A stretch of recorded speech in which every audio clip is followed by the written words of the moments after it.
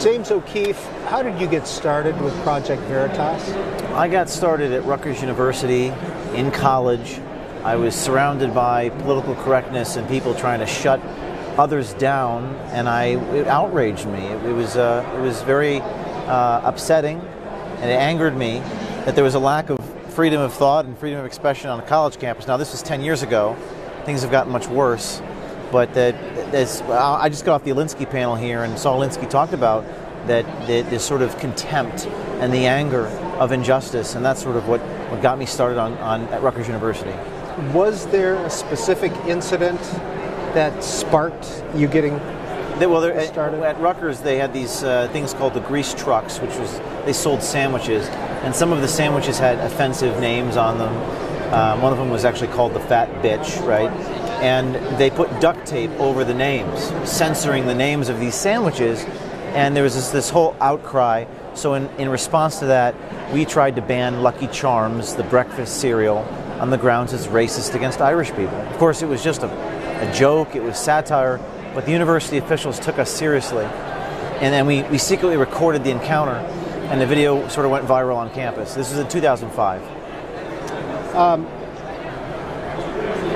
In 2010, you were in New Orleans, or in Yes. the New Orleans area, and that's how you opened your book, Breakthrough. Yes. Being arrested. Yes. What happened? Well, there's a lot of misinformation about that. I was arrested. I showed my real driver's license when I entered this federal building. I wasn't pretending to be something I wasn't. I showed my real driver's license, but I was arrested by the authorities, and they were going to let me go. When they found out that I was James O'Keefe, who did the story about Acorn, the hidden cameras involving the pimp and prostitute, these authorities conjured up a crime against me. And if it was just entering by false pretenses, it would have been one conversation, but they conjured up this felony, attempting to tamper with the phone system. And the majority of the book talks about the abuse of power in the government. All these prosecutors eventually resigned in disgrace. They were leaking things. They were blogging anonymously about me. But it's really just an abuse of power. And in many ways, I'm grateful that it happened to me because it taught me, it's sort of like getting a shot which prevents an illness, a further illness. By going through that experience, it taught me to be careful. And this is the only thing that my adversaries have against me, is that I pled guilty to a misdemeanor of being inside of a federal building. But this is a long story, and it's hard to explain in few words, but it was abuse of power by the federal government in Louisiana. Why Breakthrough? Why that name? Because so much of what we do is circumventing the mainstream media and sort of getting the news out and in front of people. It is very hard to break through to the mainstream media these days. We just did this big story on CNN. It was hidden camera videos inside CNN. CNN didn't mention a word about it. And the notion of getting on the front page of the New York Times, or getting Anderson Cooper to talk about you, or getting the #1 video on YouTube, the #1 trending thing on Twitter, these are what we call breaking through. And there's a chapter in Breakthrough where we did a story on Congressman James Moran's son, who's talking about voting multiple times. And the story is just crescendoing on Twitter. It's talked about on Facebook. 1 million people are tweeting about it. And only at that point do the powers that be at the New York Times decide maybe we need to talk about this. And it's that need for the mainstream media to talk about something they don't wish to talk about. That's what we call a breakthrough. Mr. O'Keefe, do you consider your politics to be conservative, and where did you grow up? No, I don't. One of the things that motivates me is injustice. And this is when Andrew Breitbart died. I said, this is all about exposing injustice and being a counterbalance. I have always been, and I believe the people on my team have always been motivated by a severe injustice in our society and a lack of investigative journalism. Now, if it's right wing to expose abuse of power and fraud and corruption and government spending money they shouldn't, then okay, you can call me names if you want. But it doesn't matter what you call us, right? They deal in characterizations and innuendo. And I'm a criminal, I'm a convict, I'm a right-winger, I'm a this, I'm a that. But it doesn't really matter what words you use to describe us. Chicago Sun-Times in the 1970s won Pulitzer Prizes.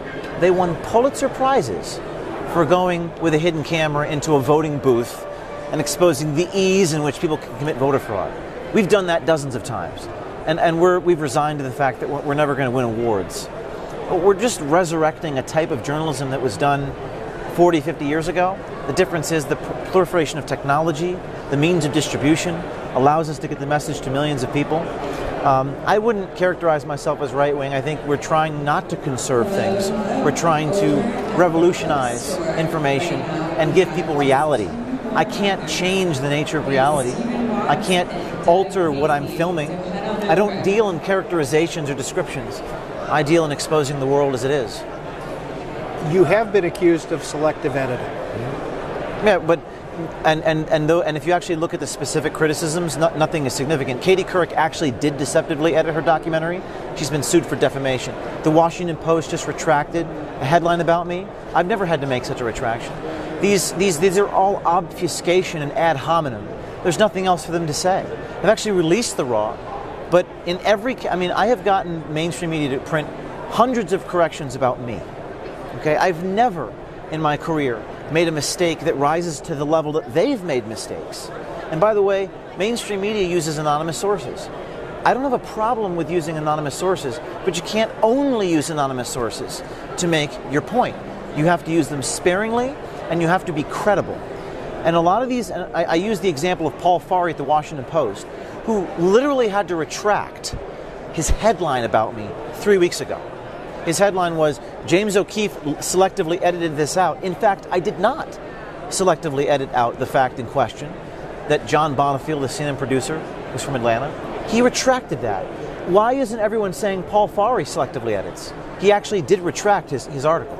So if you actually look closely at the facts, I've never actually specifically made any specific edit. They're just using that term as a characterization ad hominem attack against me. This is how they work, and that's one of the things I'm fighting.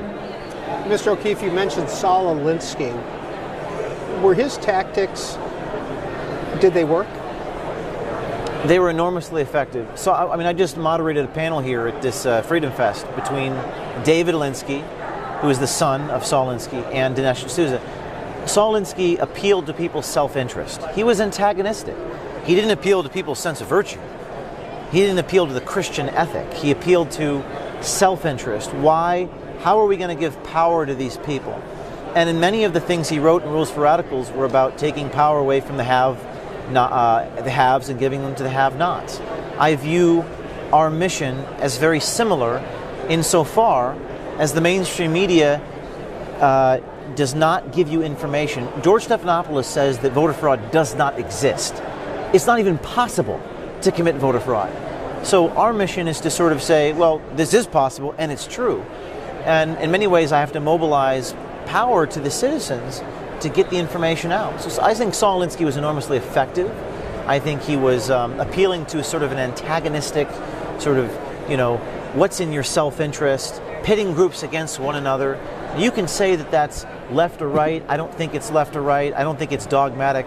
I think it's just a sort of accepting the world as it is, and the way that human beings recruited people in the churches and organized in the churches. I think Saul Alinsky was a major contributing reason why a lot of these churches are now Democratic voting blocs, is because that's my read on the situation. So I think he was effective. I don't think he was dogmatic. Is there any concern about filming people when they're not aware of it? Is there an unfairness there? I don't believe so. I think it's necessary. I think the information is of extreme public interest, right? Because when our last big story, which I think it was earth-shaking. I think we caught CNN supervising producer on tape saying the CEO of CNN, Jeff Zucker, told him that to drop his investigative journalism and only focus on Russia, and he said it was all about money. Now, do we want to live in a world where people are secretly recorded in elevators? Probably not. But in some cases, it's of extreme public interest to show this. I will never go into someone's private bedroom. We did do one story where a guy was in a hotel room, but he was an attorney general of Maryland. He was supposed to be at a taxpayer-funded conference. I try to avoid the personal, sexual nature of people's lives. But I think when you're talking about matters of extreme public interest, the hidden camera is, they used to win Pulitzer Prizes in Chicago for doing things. They rented a bar in Chicago for a year. It was called the Mirage. And they put hidden cameras for 1 year at this bar in 1970, I believe it was 75 or 76. And they recorded all these conversations. And they wrote about them. And they got bribes and kickbacks and all these things. So I think it's a powerful tool, and with great power comes great responsibility. We have to use it sparingly. But if you want to talk about deception and selective editing, look no further than these anonymous sources. I mean, we don't even know what they're saying to the New York Times. We can't see what they're saying. We can't read their intuition. We don't know their intonation. We don't know what we have to trust the reliability of the institution, and that has become corrupted, in my opinion. How many projects does Veritas have going right now? I can't say that. I can say that more than one? Oh yes. Our main target is the media. And I will tell you, and I will tell your audience, that whenever I've made a promise, I've always delivered. I told the inaugural ball, Deplora Ball, in January that I was going to expose the mainstream media, and we did. And there's going to be more tapes coming here. And I think they're going to be real big, they're going to be significant, and the media is not doing its duty, and they need to come to terms with what they have told us undercover. It's all about money, it's all about profit. It's laziness, it's greed, it's a lack of courage. These are the types of things that we're going to be exposing, and it'll be very significant. Who's Nadia, who you write about in Breakthrough? I'm sorry? Who is Nadia, who you write about in Breakthrough? This was an individual who was apparently working in some type of political operation to try to sabotage me in a very personal way. I mean, I'm a marked man. People have really tried to set me up, target me. Now the difference is, Nadia, who you mentioned, there's a whole chapter about her. I mean, she tried to create this false accusation in court and create evidence. The judge threw it out. It was completely bogus. But this is why people don't do what I do, because you get falsely accused. The difference is that we film the world as it is. Yes, we use hidden cameras. Yes, we pose as something we're not.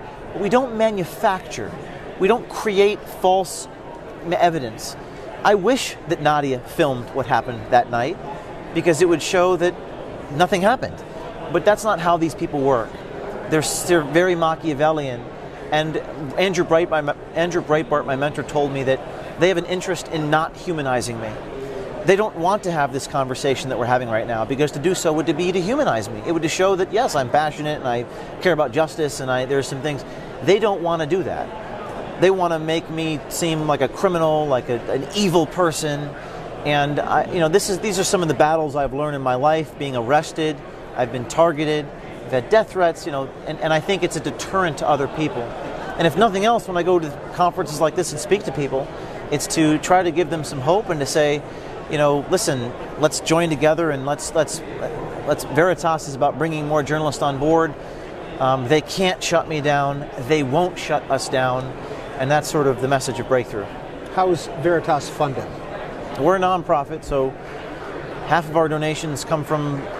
more than half our donations come from $5, $10, $100 contributions. We're sort of crowdsource funded. No one has fiduciary control over me. No one tells us what to do. We just pursue stories that are of public interest. If many of our stories lean to the right, I would challenge you, ask any of the anchors on these networks why their stories lean so heavily to the left. They call us conservative activists. Why don't you call Rachel Maddow a conservative activist? Unlike her, I don't actually take a political position. If you look closely in the book, I don't actually say anything overtly political. So that's how we're funded, and that's what we stand for. One would think, given what you do, that some of these death threats, etc., setups, you might get a little paranoid.